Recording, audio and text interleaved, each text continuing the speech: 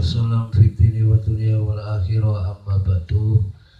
Para jamaah ingkang dipun mulyakaken kalian Allah, alhamdulillah kula kali panjenengan sedaya tasih diparingi sehat wal afiat nggih, gesang panjang umur lan barokah, amin ya rabbal alamin.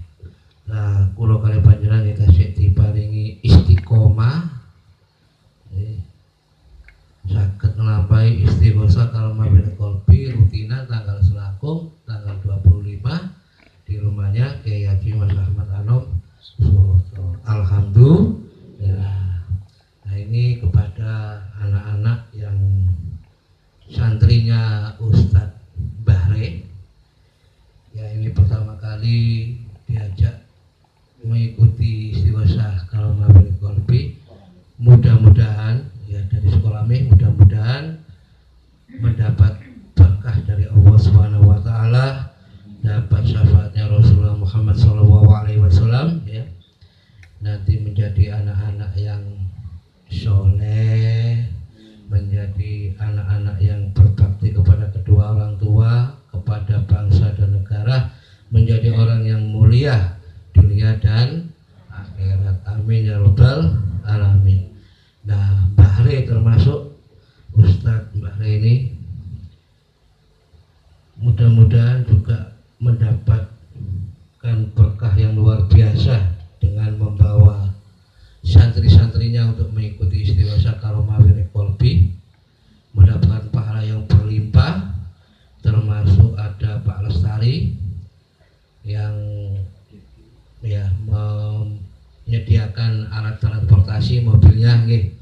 Mudah-mudahan panjenengan ya dicatat oleh Allah, oleh malaikat kiramul katibin sebagai amalan yang sholihah, amalan yang soleh yang diterima makbulah, diterima oleh Allah Subhanahu wa taala, dan berkahnya bisa dibuktikan di dunia, tidak hanya di akhirat. Oke. Untuk yang nyopir Pak siapa? Pak Lestari ya, yang nyopir, mudah-mudahan ya capeknya itu ditulis oleh Allah menjadi pahala yang berlimpah seperti difirmankan oleh Allah di dalam Al-Quran surat Yasin, wa naktubu ma qaddamu wa asarohum wa kulla syai'in ahsaynahu fi imamin mubin. Wa naktubu ma qaddamu, wa naktubu, dan saya mencatat kata ma qaddamu, apa yang sudah dilakukan kaki. Jadi teracak-teracak itu, jejak-jejak itu dicatat oleh Allah. Wa asarahum, dan bekas-bekasnya. Jadi bekasnya mancal pedal, bekasnya kopling itu dicatat oleh Allah Subhanahu wa taala. Menjadi amalan yang sholihah makbulah. Nah, ini saya sedikit memberi masukan kepada Bapak dan Ibu sekalian. Pertama, pentingnya istighosa karomah wirid kolbi. Karena istighosa karomah wirid kolbi itu bukan istighosa biasa, tetapi ini istighosa yang sangat istimewa, yang memiliki karomah.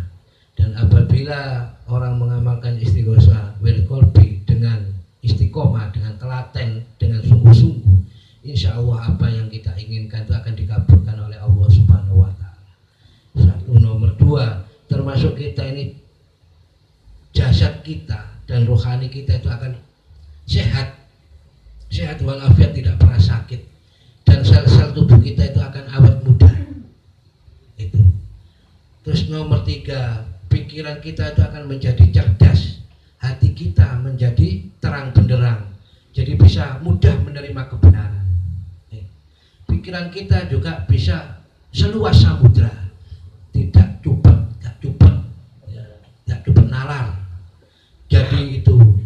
Selanjutnya nomor 4, kita akan memiliki kepercayaan diri sendiri yang sangat kuat, sehingga kita tidak mudah putus asa.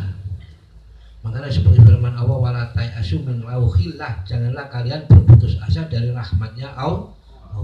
Nah ini yang anak-anak ini yang kecil-kecil ini baru ini sangat bagus. Ini kader-kader muda kita, kader-kader Wirkolbi, kader-kader penerus bangsa. Kampus kalian tuh kader-kader penerus bangsa. Ya, tolong ikuti terus Istighosah Karomah Wirkolbi. Insya Allah nanti kamu akan menjadi orang yang besar, menjadi orang yang mulia, orang yang dihargai oleh bangsa dan negara, dihargai oleh masyarakat. Buktinya sudah banyak sekali yang mengamalkan Wirkolbi. Dan nanti tidak perlu banyak anggota Wirkolbi, tidak perlu banyak. Yang penting satu orang itu bisa mengajarkan, menularkan kepada 10 orang. Dari 10 orang itu satu orangnya itu menularkan kepada 10 orang. Nanti kalau sudah bisa berjalan seperti itu, insya Allah bangsa Indonesia ini akan menjadi bangsa yang aman, damai, tentram, gemari, poroh, jinawi. Jadi bisa jadi bangsa yang besar, yang dihargai, martabatnya tinggi. Karena apa? Bangsa Indonesia sekarang ini sedang krisis, darurat. Darurat apa? Satu, darurat narkoba.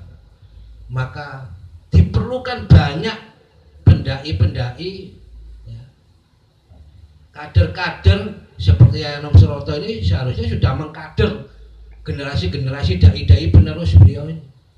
Nah kader-kadernya ya ini yang muda-muda ini, termasuk dibawa oleh Ustadz Mbah Ray ini. Supaya apa? Supaya bangsa ini tidak rusak. Bangsa Indonesia itu sudah darurat narkoba. Bandar narkoba itu sudah di mana-mana, masuk ke seluruh lapisan masyarakat, bahkan ke dunia santri ini sudah banyak. Sangat darurat. Oleh karena itu perlu generasi muda ini kayak Yanom Suroto ini mendidik generasi-generasi muda yang baru.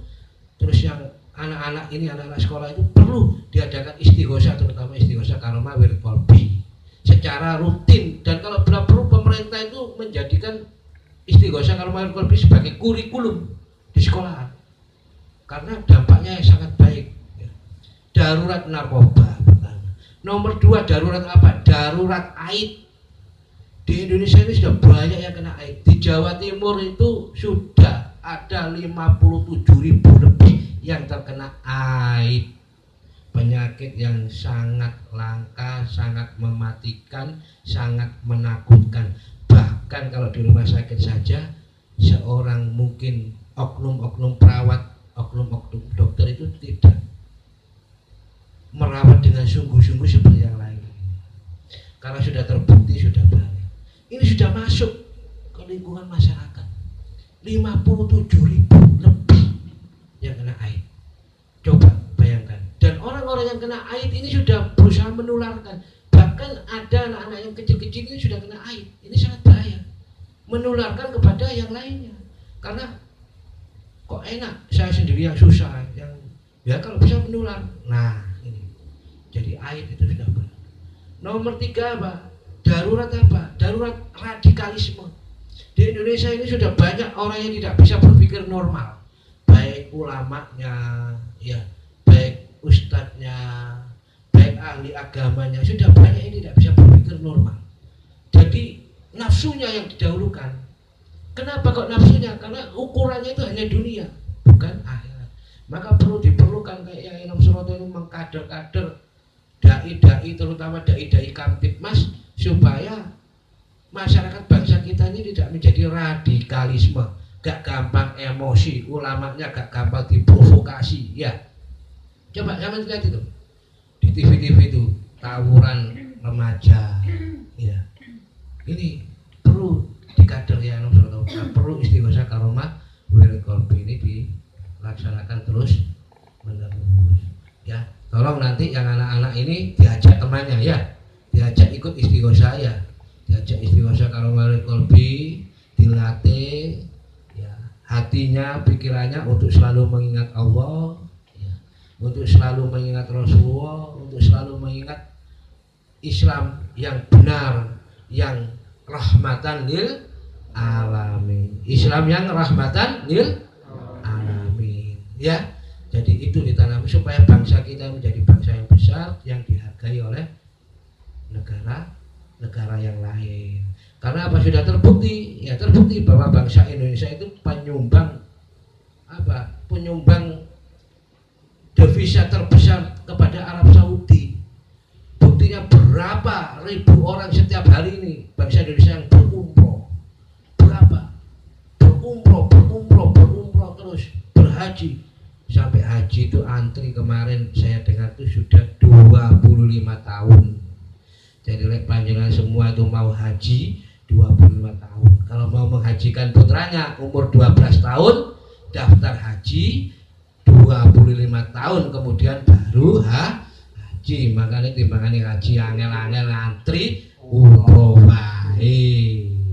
Itu ya. Mudah-mudahan nanti mendapat barokah dari Allah Subhanahu wa taala, mendapat syafaatnya Rasulullah Muhammad sallallahu alaihi wasallam fi dini wa dunya wal akhirah.